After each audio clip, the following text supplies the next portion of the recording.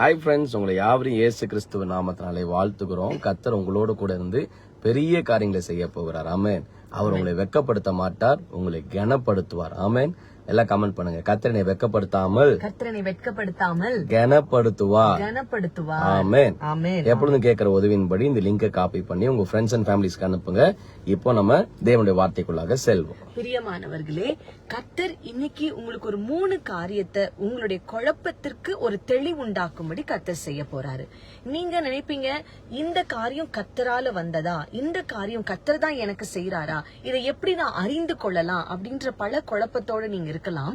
இன்னைக்கு ஒரு சின்ன காரியத்தை கர்த்தர் உங்க மத்தியில சொல்லும்படியாக எங்களை அனுப்பி இருக்கிறார். நம்பர் 1, இந்த காரியத்துல கர்த்தருடைய கரம் இருக்கா, இதுல கர்த்தருடைய விருப்பம் இருக்கா. ஒரு எக்ஸாம்பிள் சொல்லணும்னா, இந்த வேலைக்கு நான் போகலாமா, இந்த திருமணம் செய்யலாமா, இந்த இந்த இந்த காரியத்தை நம்ம செய்யலாமா வேண்டாமா, இது கர்த்தருக்கு விருப்பமா என்பதை எப்படி அறிந்து கொள்ளலாம். நம்பர் 1, பிரியமானவர்களே, ஒரு காரியம் கர்த்தரால உங்களிடத்துல வந்தது அப்படின்னா அந்த காரியத்தை நினைக்கும் பொழுது இன்னர் பீஸ் இருக்கும், உங்களுக்குள்ளாக ஒரு சமாதானம் வரும். என்னைக்குமே வெளியிருக்கிறவங்க கர்த்தருக்கு சித்தமா ஒரு காரியம் இருந்தா வெளியிருக்கிறவங்க என்ன பண்ணுவாங்கன்னா வார் பண்ணுவாங்க, சத்தம் போடுவாங்க, அதாவது சண்டையிடுவாங்க.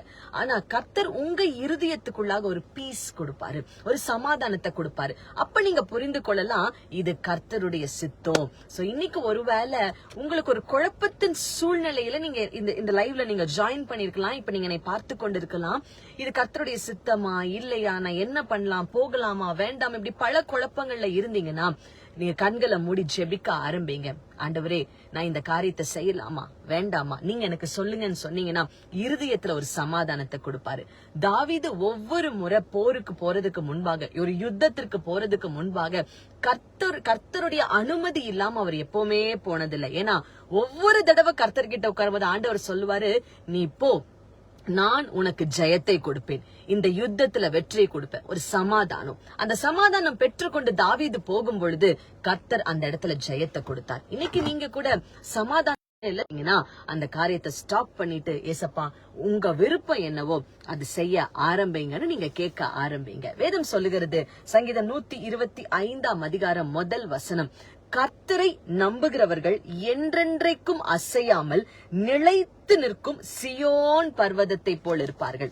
கர்த்தரை நீங்க நம்பிட்டீங்கன்னா, கர்த்தர் மேல பாரத்தை வச்சுட்டு, ஆண்டவரே நீங்க காரியத்தை வாய்க்க பண்ணுங்க, ஏன் சித்தம் இல்ல, என்னை சுற்றி இருக்கிறவர்கள் எனக்கு சொல்லுகிற சித்தம் இல்ல, நீங்க என்ன சொல்றீங்களோ அதை நான் செய்வேன்பான்னு நீங்க போயிட்டீங்கன்னா, வேதம் சொல்லுகிறது, யாரு உங்களை அசைக்கணும்னு நினைச்சாலும், யாரு உங்க அஸ்திபாரத்தை உடைக்கணும்னு நினைச்சாலும், வேதம் சொல்லுகிறது கர்த்தர் உங்களுக்கு அஸ்திவாரமா இருந்து உங்களை வளர்த்துவார். ஆமென்.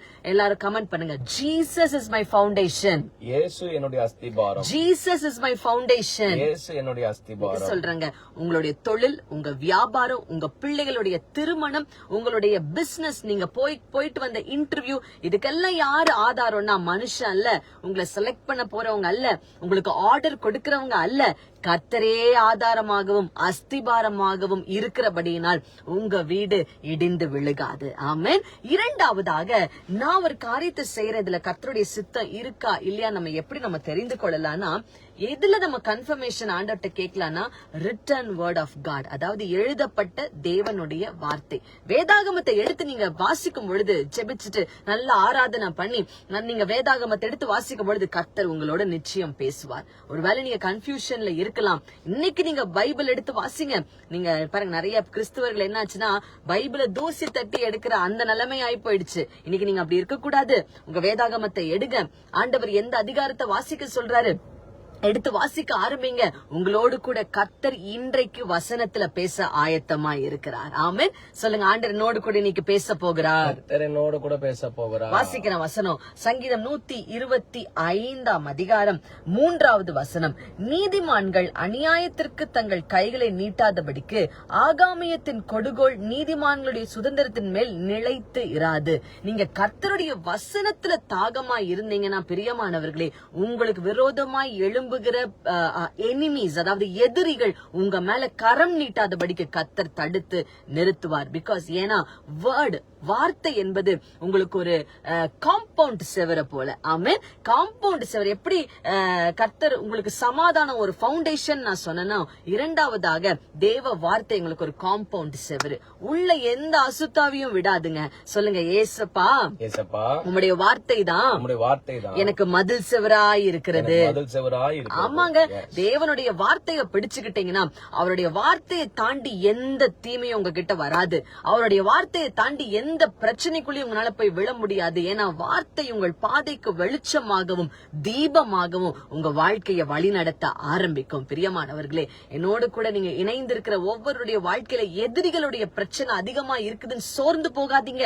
கர்த்தருடைய வேதத்தை எடுத்து வாசிக்க வாசிக்க வாசிக்க ஆண்டவர் உங்களுக்கு தெளிந்த பாதையை கொடுப்பாரு, ஒரு வெளிச்சத்தை கொடுப்பாரு. உங்களுடைய கண்ணீருக்கு ஒரு முற்றுப்புள்ளி வரும். ஆமென், ஆமென். மூன்றாவதாக கடைசியாக கர்த்தருக்கு இந்த காரியத்துல விருப்பம் இருக்கா இல்லையா நம்ம எப்படி கண்டுபிடிக்கலாம்னா, பிரியமானவர்களே, ஒரு காரியத்தை கர்த்தர் நம்மளிடத்துல கொடுத்திருந்தார்னா அதற்குண்டான கதவுகள் பட்டு பட்டுன்னு திறக்க ஆரம்பிக்கும். ஒருவேளை இது கர்த்தருடைய சித்தம் இல்ல அப்படின்னா அந்த இடத்துல கதவுகள் பூட்டப்பட்டே இருக்கும். நீங்க எவ்வளவு ஜெபிச்சாலும் அந்த காரியத்துக்கு கதவுகள் திறக்காது. ஒரு எடுத்துக்காட்டு சொல்லணும்னா, யோசுவாவும் இஸ்ரவேல் ஜனங்களும் எரிகோவிற்கு போறதுக்கு முன்பாக அவ்வளவு பெரிய ஒரு மதில் செவர், அப்படி ஒரு காரியங்கள் இருந்தது. எரிகோ மதில் இருந்தது.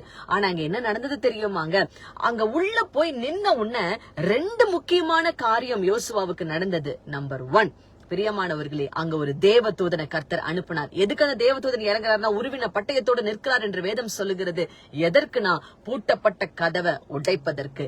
இரண்டாவது, அவங்க துதிக்க ஆரம்பிச்ச உடனே அவ்வளோ பெரிய மதில் செவரும் ஒன்றும் இல்லாமல் உடைந்து விழுந்தது. இன்னைக்கு நான் சொல்றேன், கர்த்தருடைய சித்தத்துல நீங்க ஒரு காரியத்துல போயிட்டீங்கன்னா பூட்டப்பட்ட கதவை உங்களால பார்க்கவே முடியாது. ஏன்னா வசனம் சொல்லுது, மனுஷன் கர்த்தர் பூட்டுனத மனுஷனால திறக்க முடியாது, கர்த்தர் திறந்தத மனுஷனால பூட்ட முடியாது. இன்னைக்கு உங்களுக்கு முன்பாக கர்த்தர் சில எரிகோ மதில்களை கர்த்தர் உடைத்து திறந்திருக்கிறார்.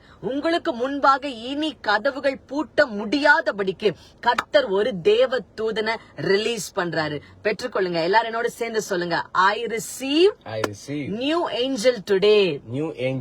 இன்றைக்கு புதிய தேவதூதனை நான் வெல்கம் பண்றேன், வரவேற்கிறேன். ஆமாங்க, இன்னைக்கு கர்த்தர் உங்களுடைய கதவுகளை திறக்கிற, உங்க கன்ஃபியூஷன்ஸுக்கு ஒரு முற்றுப்புள்ளி வைக்கிற ஒரு தேவ தூதனை கர்த்தர் உங்க வீட்டுக்குள்ள அனுப்ப போகிறாரு. பிரியமானவர்களே, பயந்து போயிடாதீங்க, சோர்ந்து போயிடாதீங்க. இந்த காரியம் இப்படி வந்திருக்குதே, நான் என்ன செய்ய போறேன், ஏது செய்ய போறேன். இந்த 3 காரியத்துல நீங்க தெளிவா இருந்தீங்கன்னா கர்த்தர் உங்களோடு இருந்து உங்களுக்காக யுத்தம் பண்ணி யுத்தத்துல ஜெயம் எடுக்க செய்வார். யோசபாத்துக்கு கர்த்தர் சொல்றாரு, நீ யுத்தம் பண்ணு, ஆனா இந்த யுத்தம் உன்னுடையது இல்லப்பா, இந்த யுத்தம் என்னுடையது என்று சொல்லுகிறார். இன்னைக்கு உங்களுக்கு கர்த்தர் தான் பேசுகிறார். மகளே, நீ போய்கொண்டிருக்கிற இந்த யுத்தம், மகனே நீ பார்த்து கொண்டிருக்கிற இந்த போராட்டம், இது உன்னுடையது அல்லப்பா.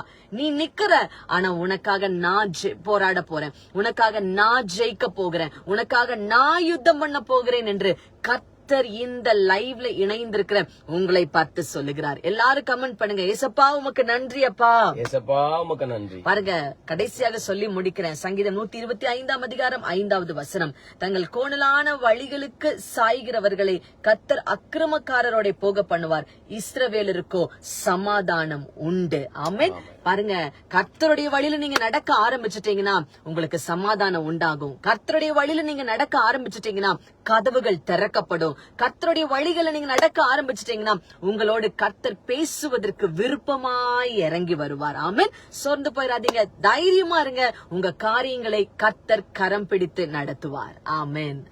கர்த்தர் பெரிய காரியங்களை செய்ய போகிறார். ஏன்னா அவ்வளவு அற்புதமான ஒரு வார்த்தையை கர்த்தர் நம்மளுக்கு என்ன பண்ணிருக்காரு, கொடுத்திருக்கிறார். ஆமென்.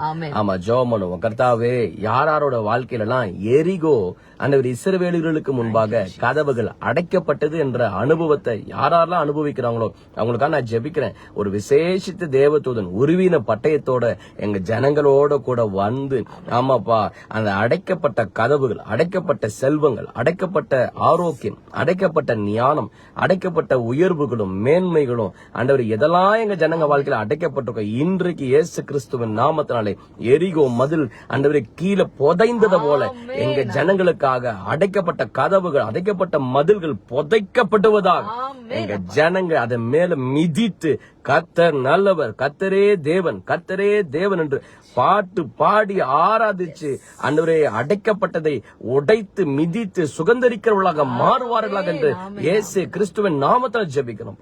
நன்மையினால நிரப்புங்க, ரத்த கொட்டைகளை மறைத்து பாதுகாத்துக் கொள்ளுங்க. கர்த்தாவே என்னோட கூட ஜெபிக்கிற ஒருத்தரை கூட நீ கைவிட மாட்டீங்க. கர்த்தர் சொல்லுகிறார், உங்களை கர்த்தர் கைவிடவே மாட்டார். தைரியமா இருங்க. உங்களை கரம் பிடித்தவர், உங்களை வெட்கப்படுத்துவதற்கல்ல, உங்களை மகிமைப்படுத்துவதற்கு தான் கர்த்தர் சொல்லுகிறார். இந்த போராட்டம் அது ஒரு பிசாசு உன் நன்மையை அடைத்திருக்கு, ஆனா கர்த்தர் அந்த கதவை உடைக்க போகிறார். நீ சொன்ன வார்த்தையின்படி யாருக்கு இந்த வார்த்தையை சொன்னீங்களோ அந்த வார்த்தையில அவங்க மகிழ கர்த்தர் கிருபைதான். இயேசுவின் நாமத்தில் பிதாவே, ஆமென், ஆமென். பிரியமான தேவ பிள்ளைகளே, உங்களுக்காக அடைக்கப்பட்ட கதவுகளை கர்த்தர் இன்னைக்கு திறக்க போகிறார். ஆமென். உருவின பட்டயத்தோட ஒரு பிரதான தூதனை கர்த்தர் அனுப்ப போகிறார். ஆமென். ஹalleluya. You are going to enjoy